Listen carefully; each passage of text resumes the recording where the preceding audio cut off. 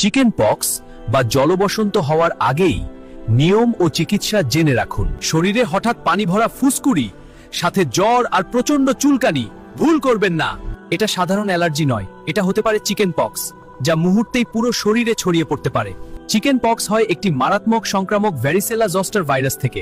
আক্রান্ত ব্যক্তির পাশে থাকলেই, এমনকি তার হাঁচি কাশির মাধ্যমে আপনি বুঝে ওঠার আগেই এই ভাইরাস আপনার শরীরে প্রবেশ করতে পারে। অনেকে ভুল করে ফুসকুড়ি চুলকায়, কিন্তু জানেন কি, এতে ফুসকুড়ি ফেটে গিয়ে স্থায়ী দাগ হয়ে যায়, যে দাগ আর কখনো ভালো হয় না। আজকের চিকেন পক্সের সুন্দর একটি চিকিৎসা বলে দেব এবং নিয়ম বলে দিব, যেটা ফলো করলে আপনার শরীরে এই জলবসন্তের কারণে যে দাগ হয়, সে দাগটি আর হবে না।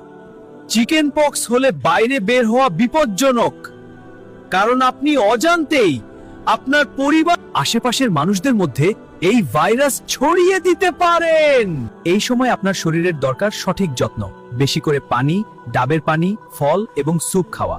শরীর পরিষ্কার রাখুন এবং পর্যাপ্ত বিশ্রাম নিন, এতেই দ্রুত সুস্থ হয়ে উঠবেন। চিকেন পক্স বা জলবসন্ত হলে সাধারণত কি ঔষধ আমরা দিয়ে থাকি? অনেকের ক্ষেত্রে আমরা ফ্লুক্লোক্সাসিলিন নামে অ্যান্টিবায়োটিক্স দিয়ে থাকি। শরীরে প্রচন্ড চুলকায়, তার কারণ আমরা অ্যান্টিহিস্টামিনস দিয়ে থাকি। এই সময় প্রচন্ড জ্বর এবং ব্যথা হতে পারে, সে কারণে আমরা প্যারাসিটামল একটি করে 3 বেলা অথবা প্রয়োজনে 4 বার করে খেতে বলি। সবচেয়ে গুরুত্বপূর্ণ ঔষধ বা ক্রিম হইল অ্যাসিক্লোভির। অনেক চিকিৎসক এটি মুখে খেতে দেন। যদি মুখে না খেতে পারেন কোনো সমস্যা নেই, শুধু আপনারা এই অ্যাসিক্লোভির ক্রিম বাজারে ভাইরাক্স নামে পাওয়া যায়।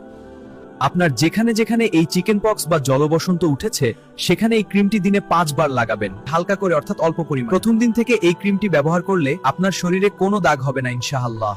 আর এই ক্রিমটি ব্যবহারের ফলে খুব দ্রুত ভালো হয়ে যায় এবং শরীরে বেশি পরিমাণে ছড়িয়ে যায় না।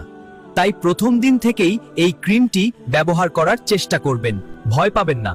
সঠিক চিকিৎসা এবং যত্ন নিলে চিকেন পক্স 7 থেকে 14 দিনের মধ্যেই ভালো হয়ে যায়। সচেতন থাকুন, নিরাপদ থাকুন। ভিডিওটি ভালো লাগলে লাইক, কমেন্টস এবং শেয়ার করতে ভুলবেন না।